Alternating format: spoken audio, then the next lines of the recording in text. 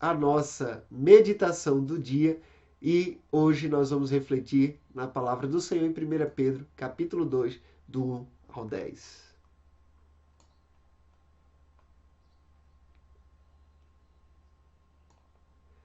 A nossa meditação de hoje tem como tema o crescimento para a salvação e está baseado em 1 Pedro, capítulo 2, de 1 a 10, e é o texto que eu convido você a abrir a sua Bíblia. Meus amados irmãos, quantas coisas preciosas Deus tem falado ao nosso coração através desse texto. E eu confesso aos irmãos que nós falamos ontem acerca, do versículo 4, fomos até o versículo 9 mais ou menos, e eu já estava preparando o que a gente ia falar a partir do versículo 11 de 1 Pedro, capítulo 2, mas hoje pela manhã eu abri a Bíblia de novo e fui ler o capítulo todo de 1 Pedro, capítulo 2. Eu ia apenas rever o que a gente ia falar a partir do versículo 11, mas Deus falou algumas coisas tão especiais para mim no versículo 2, 1 e 2, que eu quero voltar aos irmãos e refletir exatamente sobre esse tema, o crescimento para a salvação. Mas vamos ler do 1 até o versículo 10. Acompanhe na sua Bíblia. Diz assim a palavra do Senhor: portanto, abandonem toda maldade, todo engano, hipocrisia e inveja, bem como todo tipo de maledicência.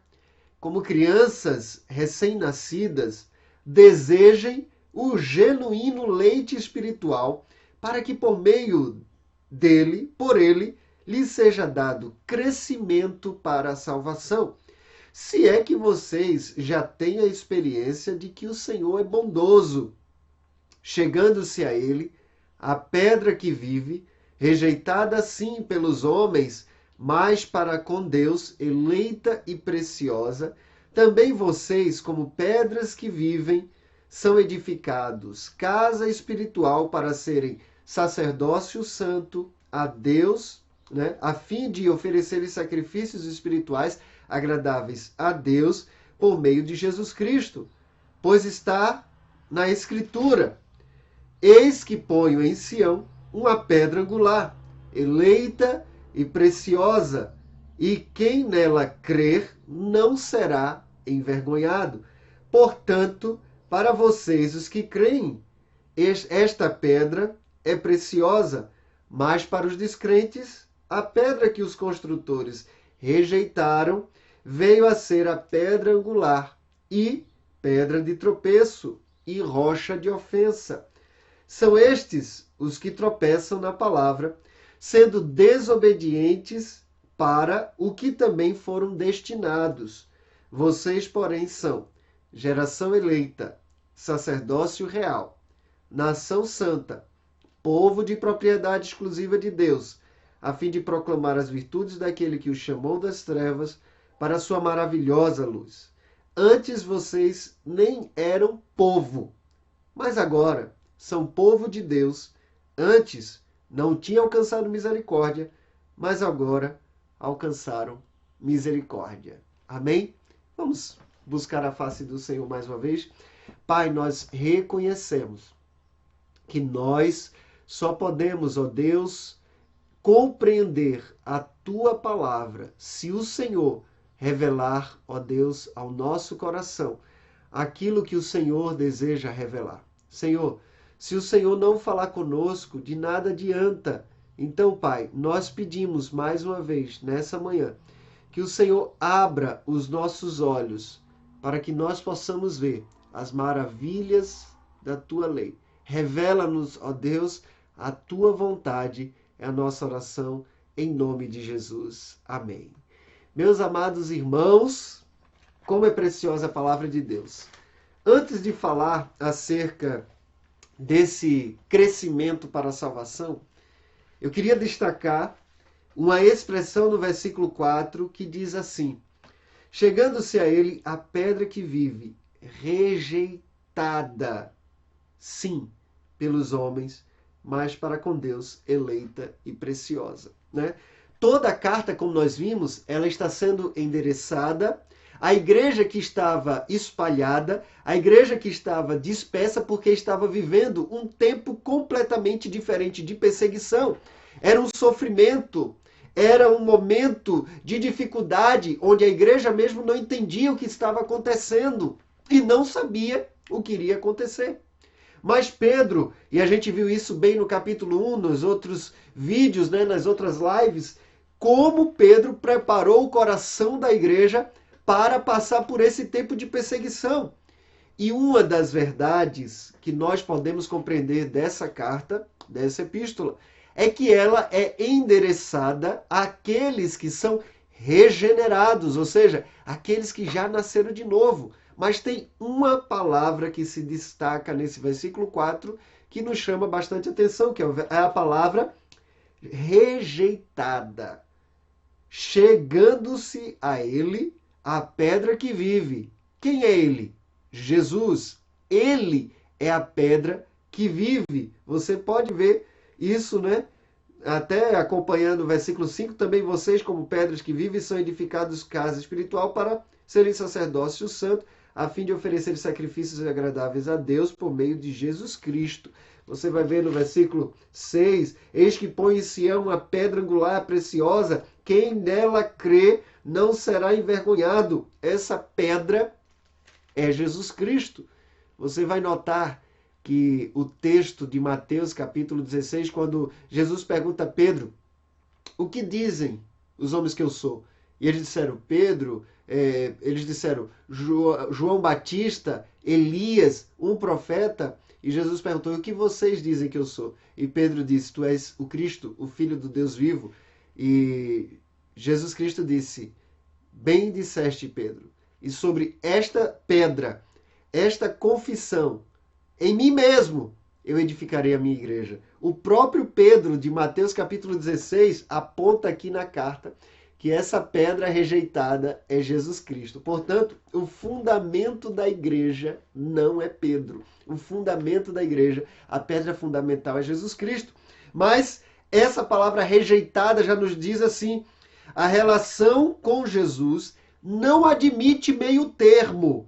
Ou aceitamos completamente Jesus, ou rejeitamos Jesus completamente. Então, se você ainda não aceitou Jesus completamente em sua vida, em seu viver, na soberania da sua vida, como Rei e Senhor, hoje é dia de você aceitar Jesus, colocar sua vida diante de Deus. Agora, olha que coisa interessante.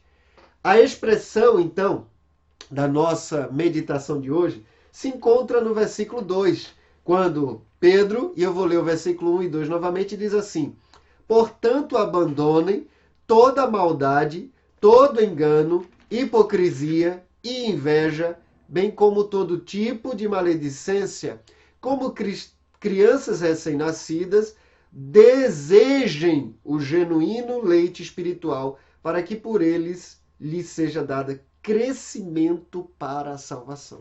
A primeira lição que eu aprendo hoje, baseado nessa expressão, para que lhe seja dado crescimento para a salvação, primeira lição, há algo em nossa salvação que precisa ser desenvolvido.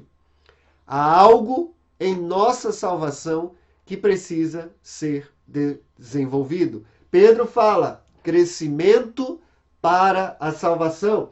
É interessante que em Filipenses capítulo 2, versículo 12, o apóstolo Paulo também vai falar logo depois, olha bem, logo depois do texto do hino maravilhoso, do versículo 5 até o versículo 11, tenham entre vocês o mesmo sentimento que houve também em Cristo Jesus, o qual, existindo na forma de Deus, não considerou ser igual a Deus, o que deveria ser retido a qualquer custo. Pelo contrário, ele se esvaziou a si mesmo, assumindo a forma de servo, tornando-se semelhante aos seres humanos e reconhecido em figura humana, ele se humilhou, tornando-se obediente até a morte e morte de cruz. Por isso também Deus o exaltou soberanamente e lhe deu o nome que está acima de todo nome, para que ao nome de Jesus se dobre todo o joelho no céu, na terra e debaixo da terra, e toda língua confesse que Jesus Cristo é o Senhor para a glória de Deus Pai.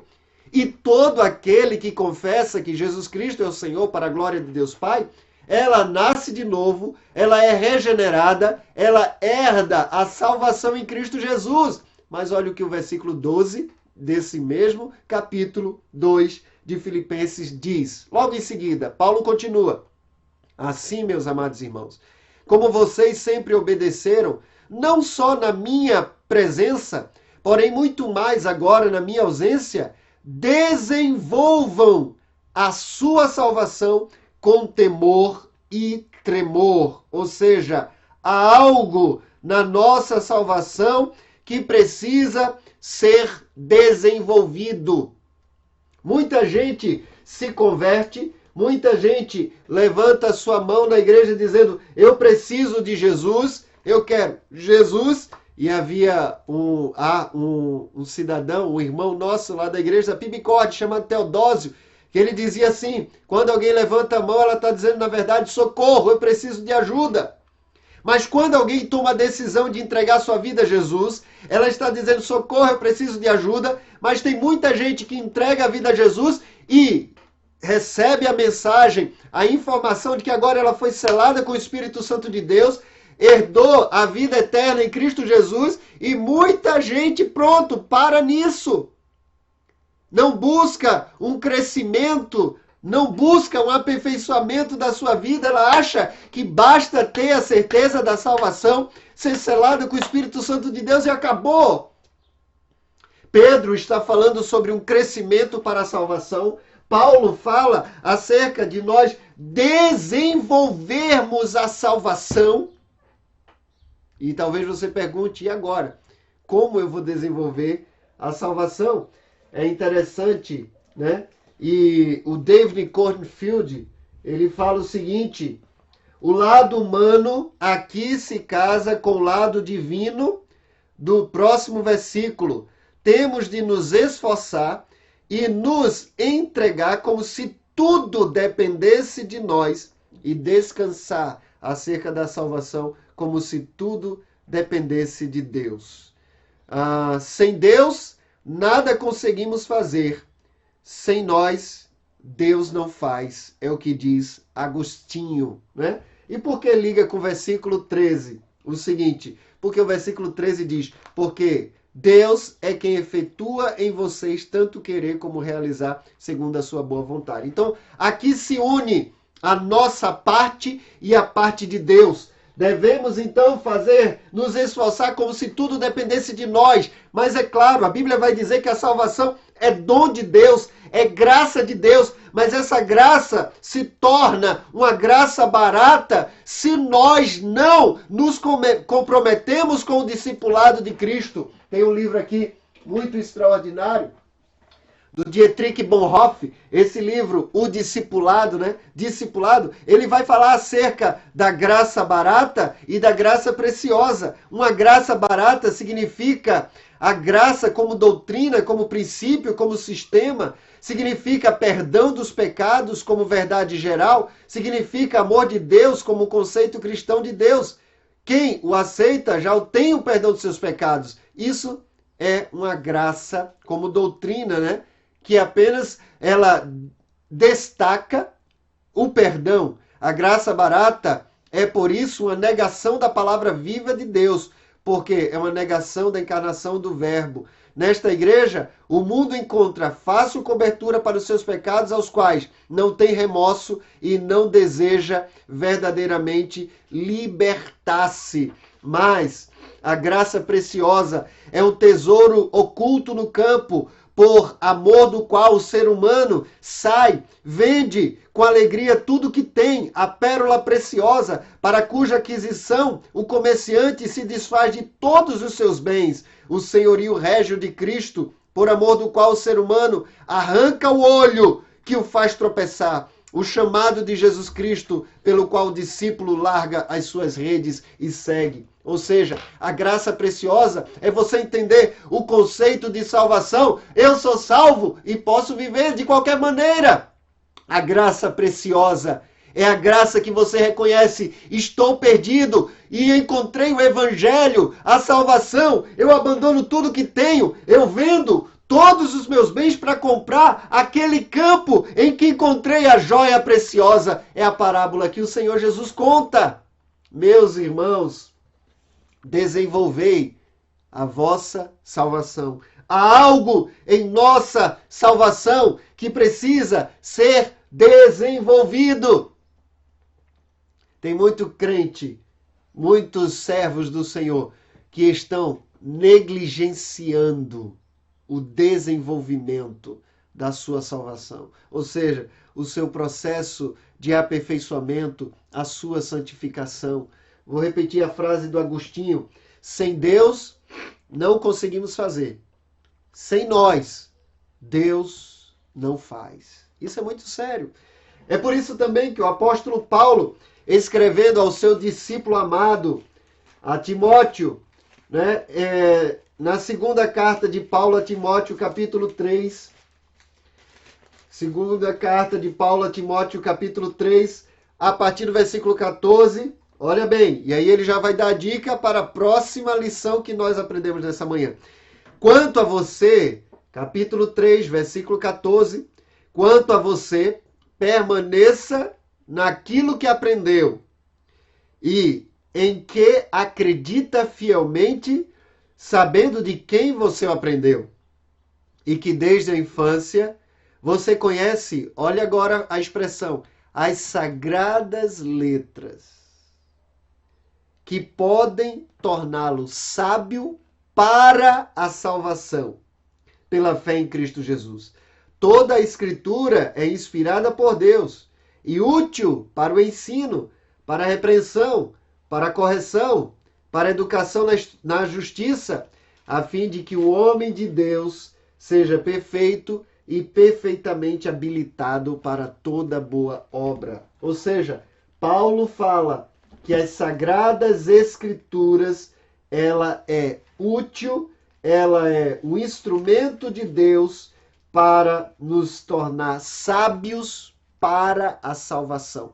Há algo na salvação que precisa ser desenvolvido. Há algo na salvação que precisa de sabedoria, que precisa de crescimento, que precisa ser aperfeiçoado. A nossa vida como salvo precisa ser desenvolvida. Meus amados irmãos, há algo em nossa salvação que precisa ser desenvolvido, é a primeira lição.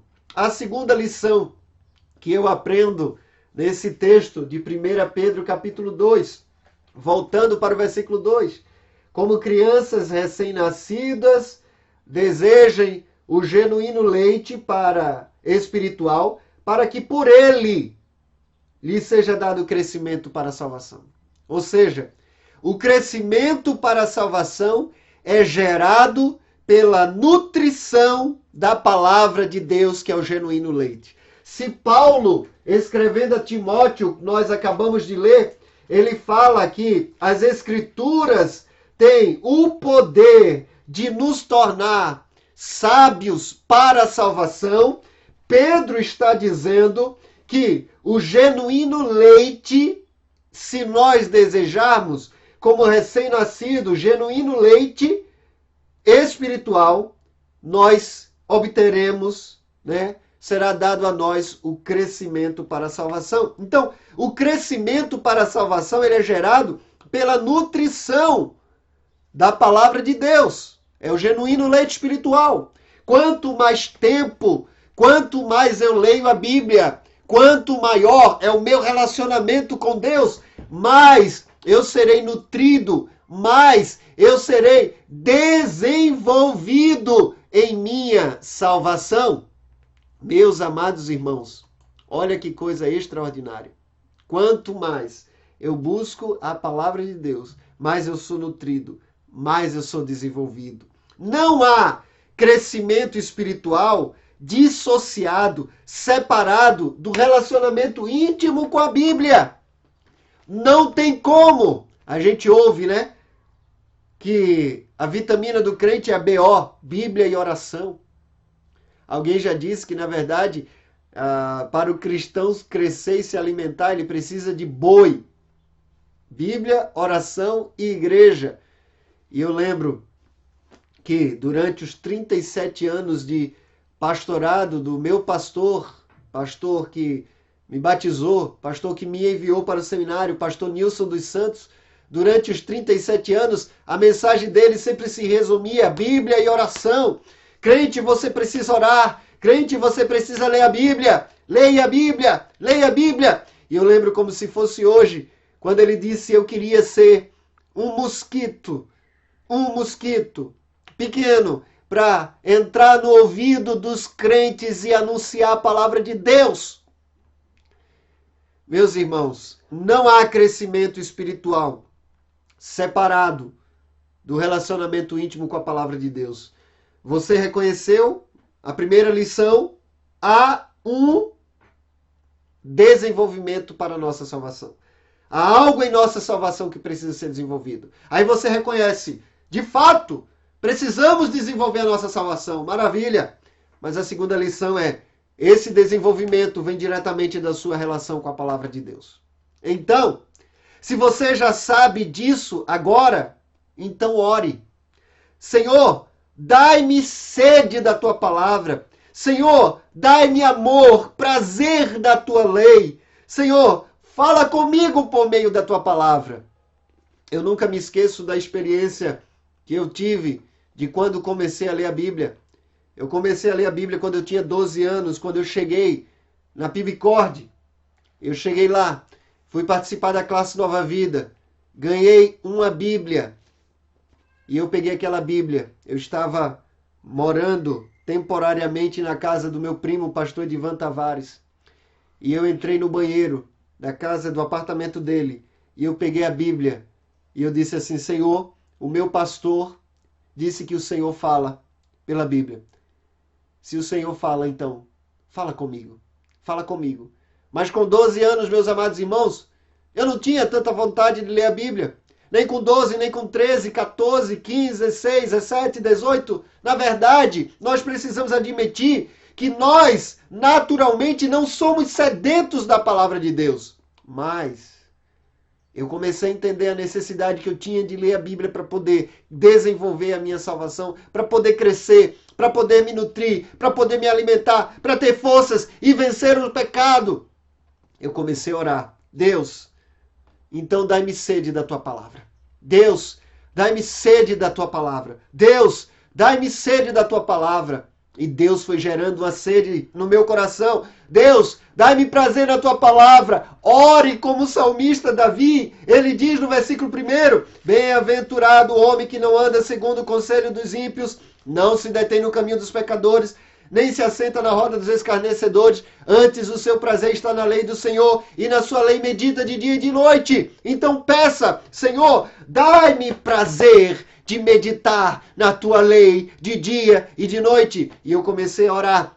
Senhor, dai-me prazer na tua lei, dai-me prazer. E meus irmãos, ainda adolescente, eu consegui desenvolver o hábito de ler a Bíblia todos os dias, e não há nenhum dia que eu fique sem ler a Bíblia, porque no dia que eu fico sem ler a Bíblia, eu fico angustiado, eu padeço, eu sinto sede, eu sinto fome, e eu sei o que o salmista disse, assim como a corça anseia por água, como terra seca, a minha alma tem sede de ti. Quando eu não estou com a Bíblia, eu sinto sede de Deus.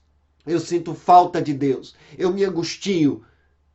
Meus irmãos, ore. Agora, tenha consciência. Nem sempre, quando eu leio a Bíblia, eu ouço Deus falar. Nem sempre, quando eu leio a Bíblia, eu vejo as verdades espirituais para o meu coração. É por isso que há alguns anos eu tenho orado o Salmo 119, versículo 18. Quando eu li alguns anos atrás esse versículo, eu disse, aqui está a minha oração agora para ler a Bíblia. Porque nada melhor do que orar através da própria palavra de Deus. E o Salmo 119, versículo 18, o salmista diz assim, abre os meus olhos para que eu possa ver. as maravilhas da tua lei. Então devemos orar para ter sede de ler a Bíblia, mas também devemos implorar ao Senhor que Ele revele as verdades da palavra de Deus. Quando o salmista diz: abre os meus olhos para que eu possa ver as maravilhas da tua lei, nós podemos enxergar, irmãos, que, primeiro, há maravilhas que estão na lei de Deus, na palavra de Deus, das quais muitas vezes nós podemos não enxergar. Em outra versão, essa que eu estou aqui na minha mão agora, diz: desvenda os meus olhos. Ou seja, a verdade é que os nossos olhos estão vendados, os nossos olhos eles estão impedidos de enxergarmos as maravilhas da lei do Senhor. É por isso que tem muita gente que lê a Bíblia e diz: eu não entendo. É por isso que tem muita gente que diz que lê a Bíblia e eu não sinto prazer. Você tem que começar a implorar ao Senhor. Eu imploro, eu oro: Senhor, abre os meus olhos para que eu possa ver as maravilhas da tua lei. Você pode orar sempre esse texto. Agora, não pode tornar uma vã repetição, fazer disso apenas uma repetição. O próprio Jesus ensina dizendo: olha, você não pode fazer vãs repetições. Mas é possível repetir as mesmas palavras e não ser uma vã repetição, se é aquilo que realmente o seu coração está querendo falar para o Senhor. Então, abre, Senhor, os meus olhos para que eu possa ver as maravilhas da tua lei. Se nós oramos assim, podemos crer que Deus há de revelar maravilhas da sua lei para as nossas vidas. É isso que a palavra de Deus diz. Então, nós precisamos que Deus revele para nós as verdades da sua palavra. O crescimento para a salvação é gerado pela nutrição da palavra de Deus, mas não basta ler a Bíblia. É preciso que, ao ler, Deus revele para nós a sua palavra. Olha que coisa interessante. A própria palavra do Senhor, em João capítulo 1, versículo 18, o próprio Jesus Cristo disse: olha, ninguém viu o Pai. Ninguém jamais viu a Deus. O Deus unigênito, que é Jesus, que está junto do Pai, é quem o revelou. Ou seja, compreender, conhecer a Deus, conhecer a sua palavra, é uma questão de revelação. Mateus capítulo 11, versículo 27, Jesus Cristo também diz: tudo me foi entregue por meu Pai. Ninguém conhece o Filho a não ser o Pai. E ninguém conhece o Pai a não ser o Filho e aquele a quem o Filho quiser revelar. Ou seja, se ele não revelar, nada feito. Se ele não revelar, nós não compreenderemos a palavra de Deus. Entender as verdades bíblicas é uma questão de revelação. Ser nutrido pela palavra de Deus é uma questão de revelação. É por isso que o apóstolo Paulo também, escrevendo aos Coríntios, na sua primeira carta, no capítulo 2, versículo 13 e versículo 14, 1 Coríntios capítulo 2, versículo 13 e 14, o apóstolo Paulo diz assim: disto também falamos, não em palavras ensinadas pela sabedoria humana, mas ensinadas pelo Espírito, conferindo coisas espirituais com espirituais. Ora, o homem natural não aceita as coisas do Espírito de Deus, porque lhe são loucura, e ela não pode entendê-las, porque elas se discernem espiritualmente. Logo, as verdades contidas na palavra de Deus, elas são verdades espirituais que só se discernem espiritualmente. Precisamos então pedir ao Senhor: Pai, abre os meus olhos para que eu possa ver as maravilhas da tua lei. Pai, revela-me as maravilhas da tua lei. Meus irmãos, O crescimento para a salvação é gerado pela nutrição da palavra de Deus. A gente viu, há algo em nossa salvação que precisa ser desenvolvido. Esse algo será desenvolvido pela nutrição da palavra de Deus. Mas veja a última lição. E eu volto então para o versículo 1. Essa mensagem, essa reflexão está de trás para frente.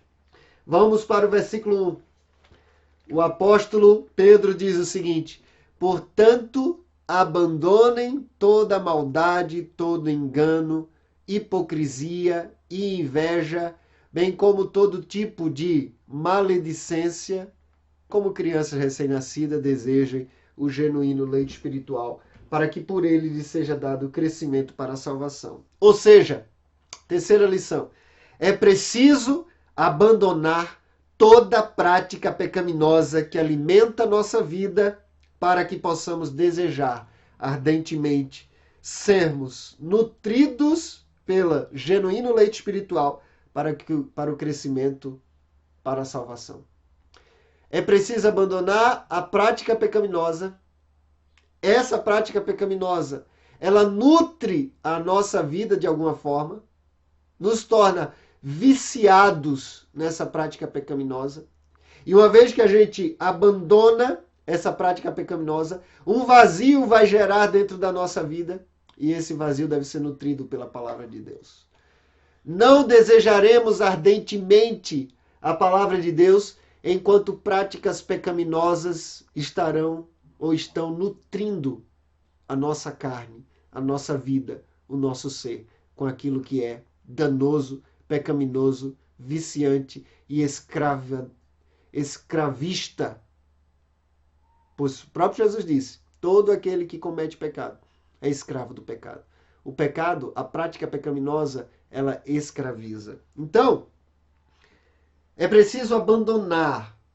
Pedro diz, abandone o quê? Maldade, engano, hipocrisia, inveja, todo tipo de maledicência, toda prática pecaminosa. A gente precisa dar um basta. Lembre-se, nós estamos falando de pessoas que já foram regeneradas. Eu não estou falando de alguém que não nasceu de novo. A carta é escrita para regenerados. E como regenerados, nós temos a habilitação, a advinda do Espírito Santo, para dizer não às práticas pecaminosas, às quais a nossa vida estava acostumada anteriormente. É como a gente viu no versículo 14, 15, 16 e 17 do capítulo 1. O contraste. Como filhos obedientes, não vivam como as paixões anteriormente. Mas o versículo 17 diz, e se vocês invocam como pai aquele que, sem parcialidade, julga segundo as obras de cada um, vivam em temor durante o tempo da peregrinação. Ou seja, não vai viver as paixões anteriormente vividas aqueles que já invocam Deus como pai. Quem já nasceu de novo, quem é o regenerado, então tem a habilitação. Sabe, a nossa carteira de motorista é uma habilitação. Permite que você saia dirigindo um carro. A presença, a habitação do Espírito Santo, a regeneração, é a habilitação que permite que a gente se liberte dos pecados. O pecado escraviza. Sem Jesus não há libertação. Por quê? Se, pois, o Filho vos libertar, verdadeiramente sereis livres. E Jesus está falando dessa escravidão do pecado. Agora, essa é a realidade de quem já é um regenerado. Por exemplo, Efésios capítulo 4, versículo 22, vai mostrar que essa é a realidade dos regenerados. Efésios 4, 22 diz assim, no sentido de que, quanto ao trato passado, vos despojeis do velho homem que se corrompe segundo as suas concupiscências. E o versículo 25, portanto, deixando a mentira, fale cada um a verdade com o seu próximo, porque somos membros uns dos outros. Ou seja, é uma realidade possível, natural, para quem é servo do Senhor, você se despojar, você se abster, você abrir mão, você abandonar uma prática pecaminosa.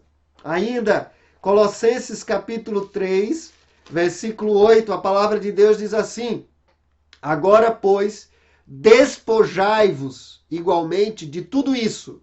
Ou seja, retire, abandone o quê? Ira, indignação, maldade, maledicência, linguagem obscena do vosso falar.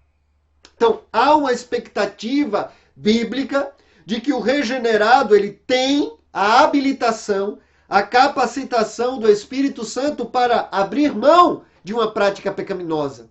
Enquanto estivermos sendo nutridos pelo pecado, não desejaremos ardentemente o genuíno leite espiritual.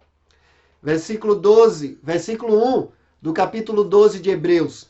Portanto, também nós, vistos que temos a rodear-nos tão grande nuvem de testemunhas, desembaraçando-nos de todo o peso e do pecado que tenazmente nos assedia, corramos com perseverança a carreira que nos está proposta.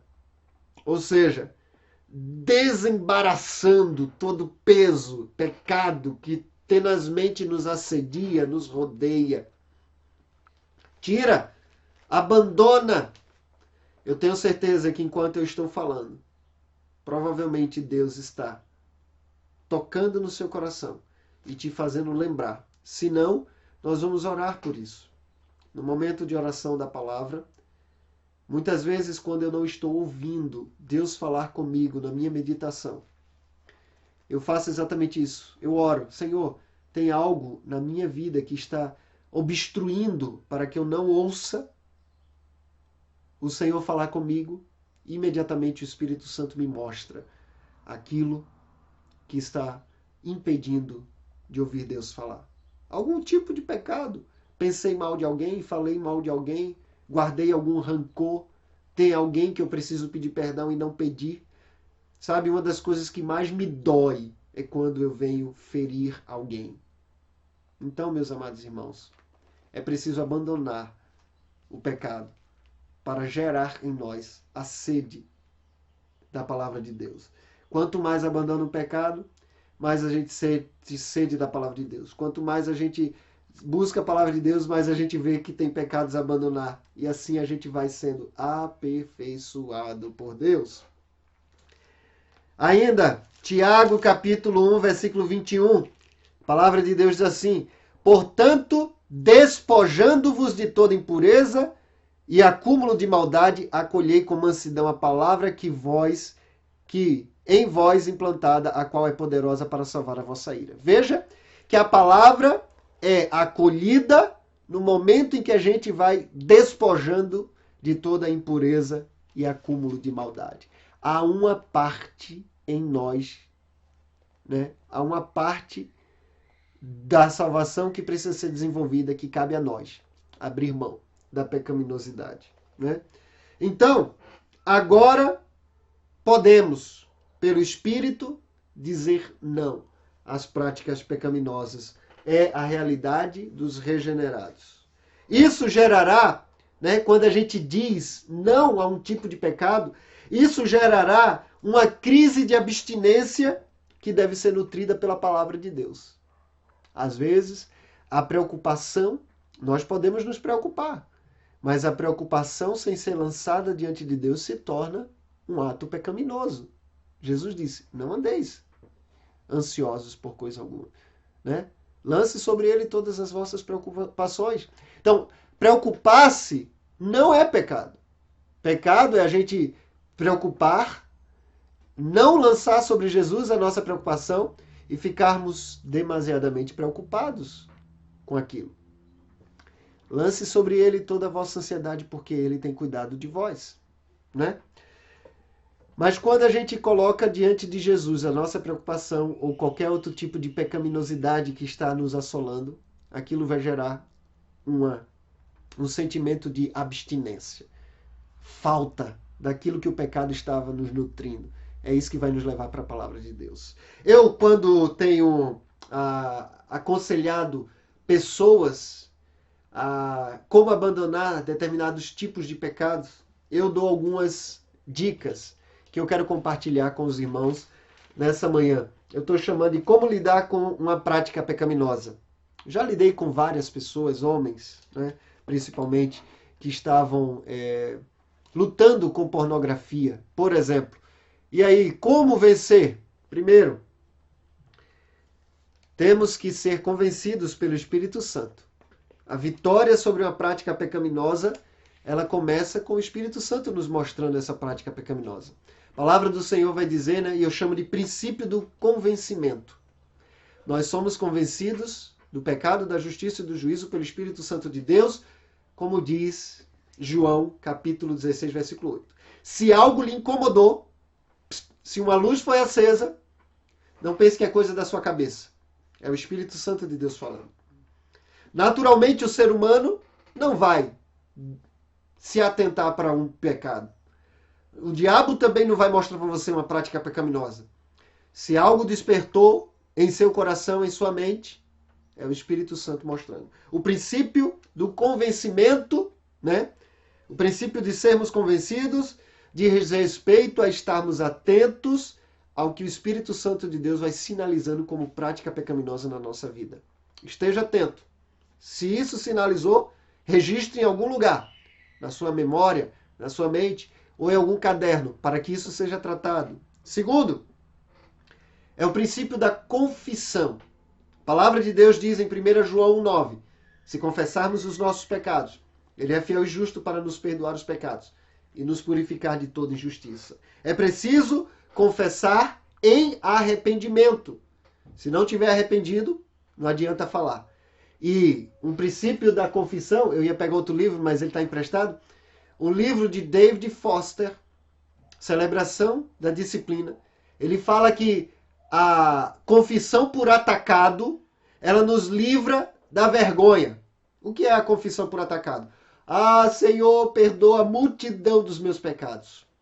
Mas a confissão por atacado não tem o poder de gerar a humilhação e a vergonha que vai sarar o nosso coração. Então você precisa confessar especificamente. Deus, eu expus a minha visão, pornografia, me perdoa, isso é pecado. Deus, eu falei mal, falei palavras torpes acerca daquela pessoa, me perdoa, Jesus. Deus, eu peguei uma caneta que não era minha, isso é pecado, Senhor, me perdoa.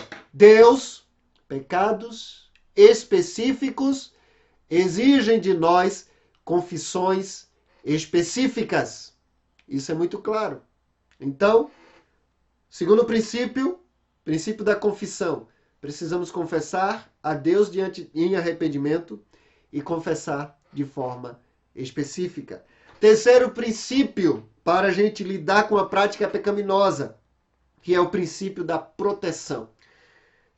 Crie cercas de proteção. E um livro excelente que a gente estudou há uns 2 anos no Retiro da Igreja, esqueci o autor, mas é Cordeiro, é o sobrenome dele, mas o livro é Mentores Segundo o Coração de Deus.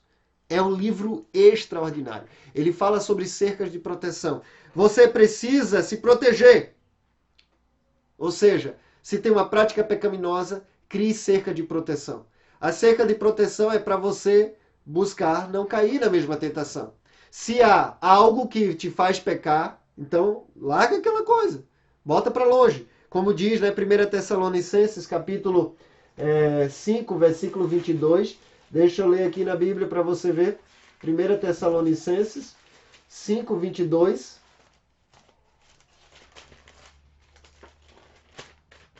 Diz assim: abstenha-se de toda forma de mal. Ou fuja da aparência do mal. Se proteger é fugir da aparência do mal. Se tem alguém ou alguma situação que está provocando algum tipo de tentação ou de ato pecaminoso em sua vida, então você não é para resistir. Nós resistimos ao diabo, mas da tentação a gente foge. Como José fez. Quando a esposa de Potifar quis, né, seduzi-lo, ele não ficou contra-argumentando, ele saiu correndo, ainda que as consequências tenha sido ele levar ele para a cadeia, porque a capa dele ficou. Não importa. fuja. Criar cerca de proteção. Se você está tendo dificuldade com alguma coisa, a quarta etapa de como lidar com a prática pecaminosa faz parte de como você pode construir uma cerca de proteção. Qual é?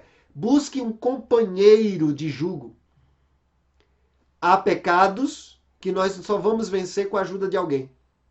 É por isso que Tiago 5,16 vai dizer: confessai os vossos pecados uns aos outros e orai uns pelos outros para serdes salvos.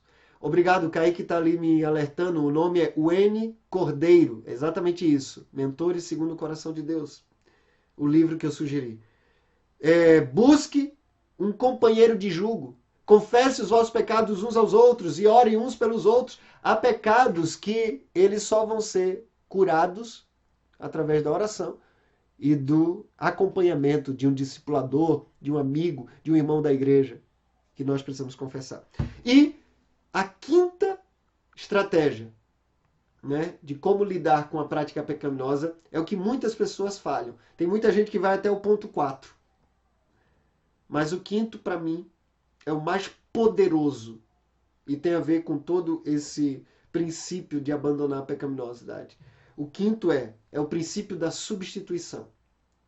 Substitua a prática pecaminosa com a palavra de Deus. É preciso substituir a prática pecaminosa com a palavra de Deus. Por exemplo, se você está com questões de ansiedade, a ansiedade tem tomado o seu coração.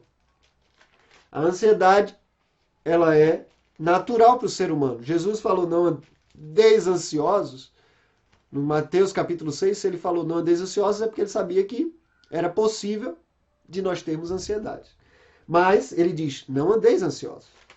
E aí, Filipenses capítulo 4, versículo 6, vai dizer também: não andeis ansiosos por coisa alguma, ou não fiquem preocupados com coisa alguma, mas em tudo sejam conhecidos diante de Deus os vossos pedidos, pela oração, pela súplica, com ações de graças. Ou seja, se o problema é ansiedade, pega um texto na Bíblia sobre ansiedade e começa a memorizar. Escreve esse texto na parede, na geladeira, no guarda-roupa, em vários lugares. Você está substituindo um conceito da sua mente de que você pode ficar com ansiedade e você vai substituir pela palavra de Deus. Se você está com problema, por exemplo, eu citei, de se expor à pornografia, você vai pegar Mateus capítulo 5. Mateus capítulo 5. Versículo, deixa eu ver aqui. Versículo 27.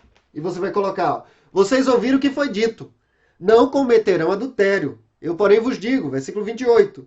Todo o que olhar para uma mulher com intenção impura já cometeu adultério com ela em seu coração.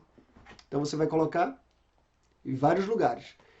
A sua mente, ao ler, ao decorar, vai começar a substituir um desejo pecaminoso da sua vida pela verdade da palavra de Deus. Jesus, em Mateus 4, venceu as tentações, substituindo toda tentativa de tentação com uma resposta na palavra de Deus. O grande segredo para a vitória da prática pecaminosa é a própria palavra de Deus. Meus irmãos, o crescimento para a salvação, ele nos ensina o seguinte: primeiro, há algo em nossa salvação que precisa ser desenvolvido. Segundo, o crescimento para a salvação é gerado pela nutrição da palavra de Deus. E terceiro, é preciso abandonar toda prática pecaminosa que alimenta a nossa vida para que possamos desejar ser nutridos pela palavra de Deus que gera o crescimento da salvação. Vamos orar? Ó Deus, diante da tua palavra que foi, ó Deus, refletida nessa manhã, a nossa oração, o nosso pedido é que o Senhor venha, ó Deus, primeiramente, mostra-nos, Senhor, qualquer tipo de prática pecaminosa que tem nos afastado da tua palavra. E, ó Deus, leva-nos a ter mais sede do Senhor, a ter mais intimidade com o Senhor. Em nome de Jesus. Amém. Meus amados irmãos, eu espero que Deus tenha mostrado a você, enquanto nós estávamos orando. Assim como Deus já falou ao meu coração também.